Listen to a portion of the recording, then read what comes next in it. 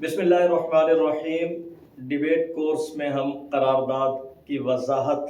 کے حوالے سے ویڈیوز بنا رہے ہیں، اور قرارداد کی وضاحت کے حوالے سے جو ہماری پچھلی ویڈیو تھی وہ قرارداد کی وضاحت کے پہلے مرحلے سے متعلق تھی کہ ہم قابل غور الفاظ کا تجزیہ کر کے اپنے موقف کا مقدمہ کس طرح سے قائم کرتے ہیں، یا اپنے موقف کو ثابت کرنے کے لیے گراؤنڈ کس طرح سے بناتے ہیں، یا جب ہم اپنے موقف کو ثابت کرنے کے لیے گراؤنڈ بنا رہے ہوتے ہیں تو اس میں قابل غور الفاظ کی وضاحت کی اہمیت کیا ہوتی ہے، اور اس میں وہ کون سے الفاظ ہیں جن پر ہم کھیل کر اپنے دلائل کے لیے بنیاد بنا سکتے ہیں اور اپنے موقف کو ثابت کر سکتے ہیں۔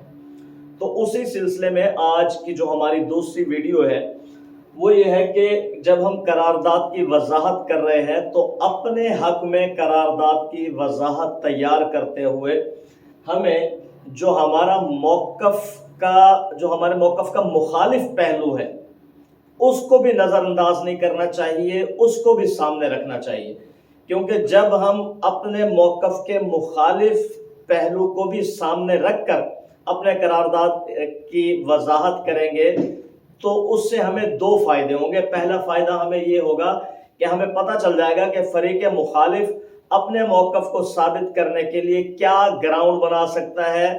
اور اس کو کیسے ختم کرنا ہے۔ نمبر دو، فریق مخالف وہ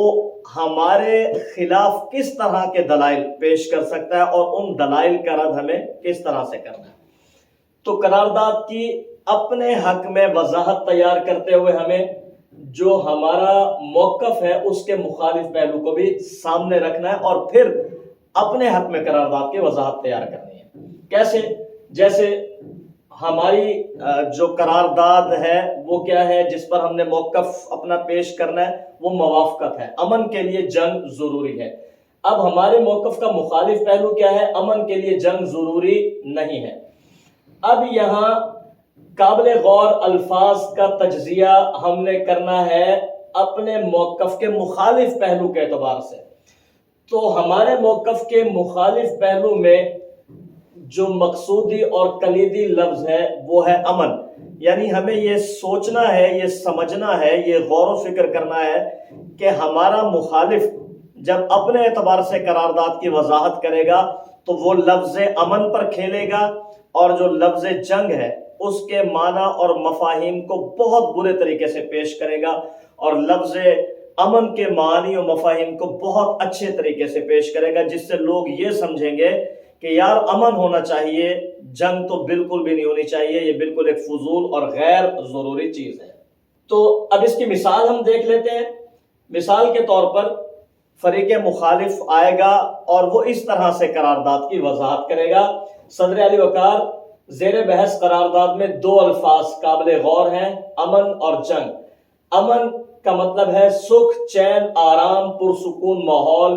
بد امنی، تباہی، بربادی، لڑائی جھگڑے اور دہشت گردی کا نہ ہونا۔ جناب والا،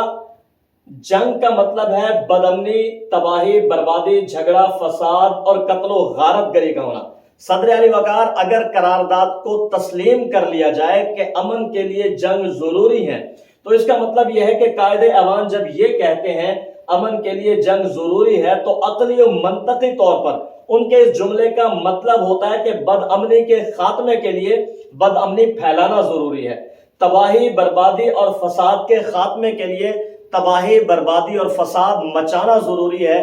یعنی آگ بجھانے کے لیے آگ لگانا ضروری ہے۔ جناب والا، جب قرارداد کو تسلیم کرنے کا مطلب اس قدر خطرناک، بھیانک اور عقل سے بعید ہے تو میں اس قرارداد کی بھرپور مخالفت کرتا ہوں۔ اب آپ نے یہ سمجھنا ہے کہ فریق مخالف وہ اس طرح سے قرارداد کی وضاحت کرے گا، اس کی قرارداد کی وضاحت میں اس کے موقف کو ثابت کرنے کے لیے گراؤنڈ اس طرح سے بنایا جائے گا، لہٰذا اب دلائل بھی اسی طور پر ہی وہ پیش کرے گا۔ تو جب ہم اپنے حق میں قرارداد کی وضاحت تیار کر رہے ہیں تو مخالف پہلو کو سامنے رکھ کر پھر ہمیں اپنے حق میں قرارداد کی وضاحت تیار کرنا ہے۔ اس سے ہمیں یہ فائدہ ہوگا کہ فریق مخالف ممکنہ طور پر کس طرح سے قرارداد کی وضاحت پیش کرے گا، کس طرح سے گراؤنڈ بنائے گا، کس طرح سے دلائل پیش کرے گا، ہمیں پیشگی ایک اندازہ ہو جائے گا، اور پھر ہمارے دلائل، ہمارے دعویٰ جات اور ہماری تقریر کا پورا سٹرکچر وہ ایسا شاندار اور بہترین ہوگا کہ فریق مخالف اگر تقریر کرتا بھی ہے تو ہمیں کسی غیر متوقع صورتحال کا سامنا نہیں کرنا پڑے گا، جس کے نتیجے میں ہماری تقریر یقیناً ایک غالب تقریر ہوگی انشاءاللہ اللہ تعالیٰ کے فضل سے، اور ہم پھر اس میدان کے فاتح قرار پائیں گے۔ بہت شکریہ۔ قرارداد کی وضاحت کے حوالے سے ویڈیوز کا سلسلہ جاری ہے، اور انشاءاللہ اگلی ویڈیوز میں ہم قرارداد کی وضاحت کے بقیہ مراحل پر گفتگو کریں گے۔